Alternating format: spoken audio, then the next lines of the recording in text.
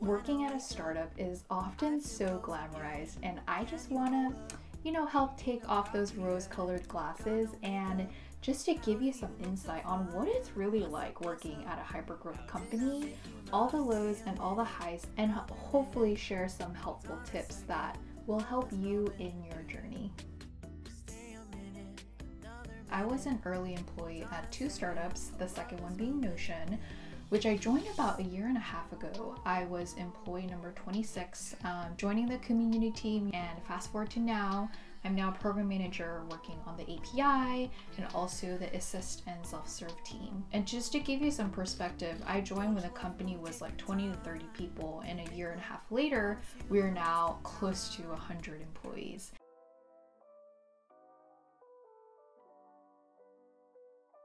Whenever you join a new company, there is always that honeymoon phase. But I would say that for startups, it is particularly steep because when you join, you're like, oh, new stuff, new people, new product. But soon you will be like, wait a minute. Is this the job that I signed up for and I saw on the JD? And the answer will probably be no. Because what you have to realize, or what I realize, is that when a company is so small and you're growing so quickly, the needs of the business will be rapidly changing 1 month to the next. And that's why the JDs are purposely like pretty vague on what you would be doing. And there is no like 30, 60, 90 roadmap for your job or your career on like, this is what you can expect to learn and this is how you can grow in your career. There's none of that. And it can be overwhelming and really confusing at times. Another thing that makes the beginning feel a bit steep is that in any like startup job description, there's that phrase like, you will wear many hats. And there's pros and cons to this, right? The pros are that if you're early in your career, you get to try out a bunch of things across functions and kind of be a generalist and figure out what you really like. But the con is that you find yourself doing everything and wondering if you're doing a good job at any of them. And I've definitely felt that because at startups, you typically don't get a lot of mentorship and there's very little direction. So I would definitely take that into account if like you yourself are wondering, would I like working at a startup or a more established company? And if you do know yourself that you want more direction and intentional mentorship, then I would definitely go for the bigger company. But there is definitely pros to working at such a nimble, small startup because there are no rules, there's very little process, and you have the opportunity to solve a lot of interesting problems. My tip on how to navigate that beginning stage and find your footing is to find opportunities in the chaos, because I guarantee you there is a lot of them. Even for me, a month into me joining Notion, I remember feeling very like anxious on like, did I join the right company? What am I even doing? And then I just had an honest conversation with my then manager and I asked him like, hey, what would you be doing if you had the bandwidth right now? And he threw out a project and I was like, okay, I'm gonna own that and see how far I can take it.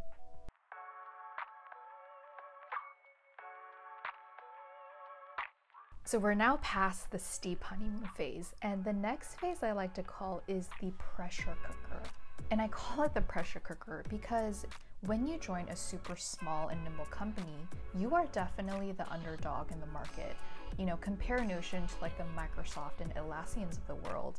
And even though we've grown substantially since I joined, it's still helpful to really maintain that underdog mindset because it creates a level of urgency. Like you never know when someone's gonna take your lunch. So this is the typical environment that a hypergrowth company has, and mix that in with like feeling like you want to prove yourself, like feeling like you want to find your footing and like make your mark and make impact, blah, blah, blah.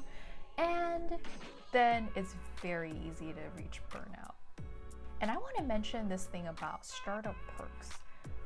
I know that perks really add to why the startup life is very glamorized, and hey, I'm all for it. The free food, drinks, and whatever. You know, I've never had freshman 15 back in college, but I've got like Notion 15. I would like eat lunch, eat dinner there, and when you're getting free dinner at your company, you're usually working through the night. I did that a lot when it wasn't super necessary. So my second tip on navigating this whole like burnout phase is don't be the cause of you burning out. And honestly speaking, those company perks are there so that you don't need to think about anything except for work. And I really had to find that balance of like how to maintain this like urgency, like speed mindset with like taking care of myself and like setting good boundaries. So kind of being aware of that and readjusting is what I found to be super critical for my emotional well-being, but also on how I can sustainably show up at work.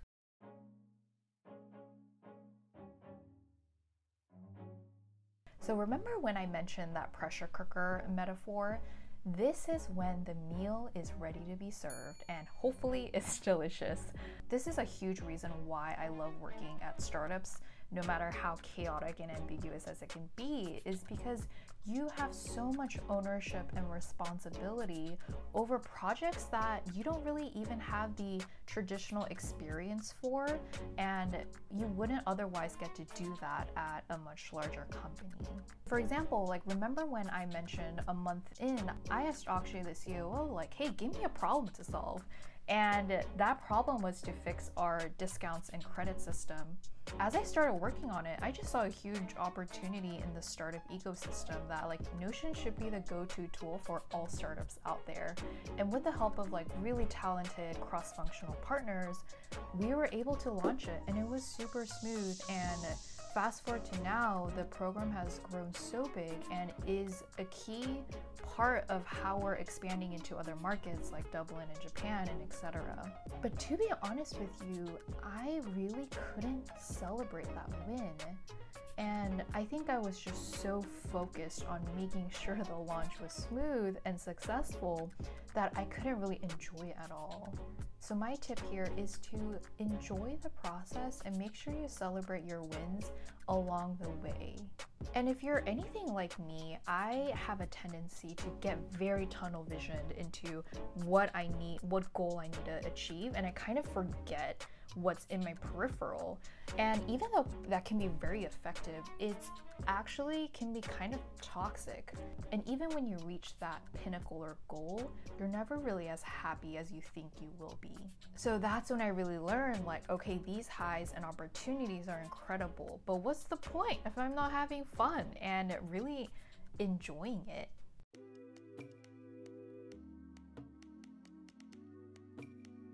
This next phase I want to call the art of giving away your Legos. And that phrase, give away your Legos, was popularized by Molly Graham. And she's kind of like the go-to person on what it's like working at a hyper-growth company and kind of normalizing the experiences that people usually feel when they go through that. And she uses Legos to explain what it's like when a company is scaling. So let's say you're building like a super complex Lego tower and everyone's in it, everyone has like 10 different Legos and jobs that they're working at, and it's amazing. But pretty soon you have like, oh my gosh, I have too many Legos to even work with, and you need more people. And that's when the company starts growing 2x, 3x within really short periods of time. And that is not really natural, and it's very uncomfortable when it happens.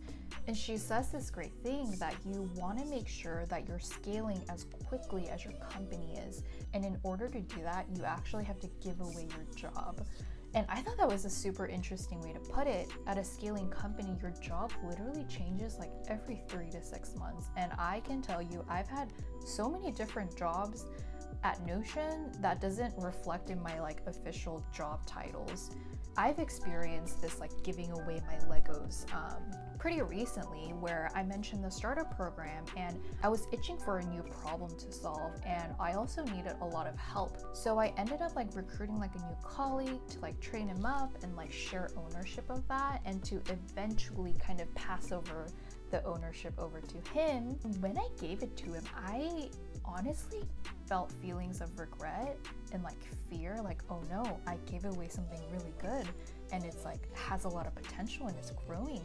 And I just had to really reel that in and remind myself, like, Jenny, there are like 2-3 piles of new Legos in front of you that you can pick and choose from and like build something new so that you can grow and learn different things.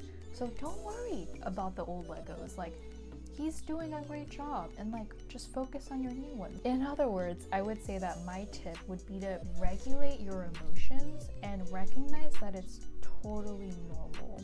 Just be aware of how you're feeling, because you want to make note on how that's manifesting into your behavior.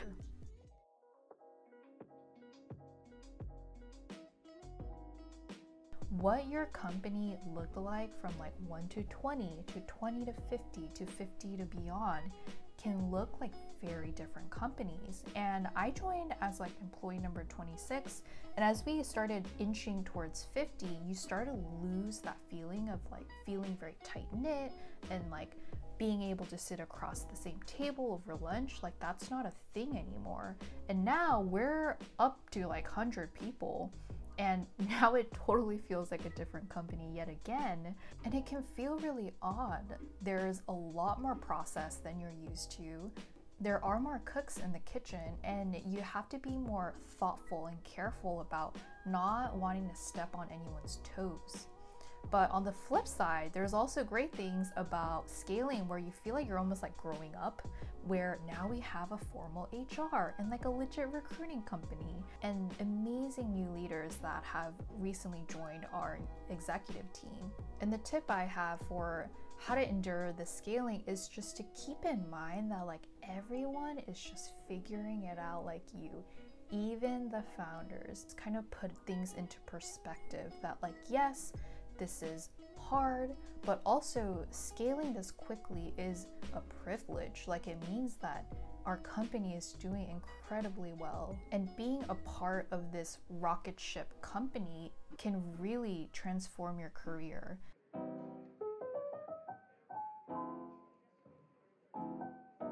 Okay, so it's been a hell of a ride, lots of ups and downs, and where you kind of want to be at is kind of this like more stable, like up and down wave. The first R is regulate, as in regulating your emotions, because there will always be ups and there will always be downs. But what you can control is how you react to those ups and downs. And I would definitely say in the beginning, I would just ride those highs and ride those lows, and it was too volatile and it kind of overtakes your life, and you don't want that. Like, you want good boundaries. And the second R is reflect. When you're at a company that's moving so quickly and change is happening so fast, it's hard to keep track of like where you're really at internally. And my now manager, who's amazing by the way, shout out to Kate, recommended to me to start like a work diary. And whenever you're feeling these highs and lows, write what's happening and why you feel those things, and keep track of like, are you learning? What gives you energy? And it really helps give you perspective when like you're in a low and you look back on that work diary, and it just helps to keep track of like, are you learning at the rate you want to? Are you growing at the rate that you want to? And if you're not, why is that? Okay, and the third R is to relax. Chances are, if you're working at a tech company, you are not trying to find the cure for cancer. So just chill out, enjoy the ride. You're in for an incredible journey. And for those who are thinking about joining a startup, I hope this gives like a more realistic picture on what it will look like. And if you have any more questions, like leave a comment down below and I'm happy to answer it. But thanks so much for watching. See you in the next one.